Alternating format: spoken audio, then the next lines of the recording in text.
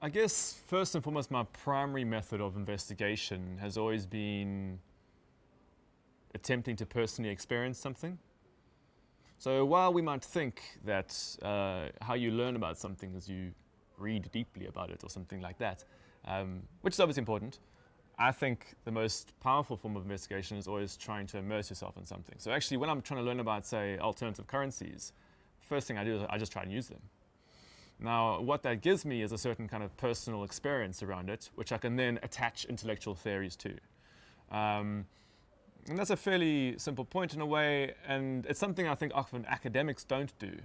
You know, academics often spend a lot of time thinking about stuff in a very sort of technical way, but don't actually go and experience it, and therefore they get quite analytical knowledge, but not sort of intuitive knowledge. One thing I often ask people to do is, just pick up a Financial Times and read it.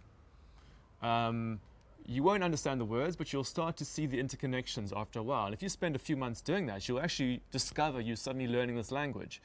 Much like if you're a computer coder, the best way to learn computer coding is not to go and try and read a textbook. You actually should just go into a computer and just start typing the code. And you'll quickly start to realize actually how it all fits together, the syntax and what works. And this is a very, very similar process to learning about economics and the financial system. For example, putting on a suit and sitting in a train and reading the Financial Times, it just gives me a certain sense of what it feels like to be part of that system.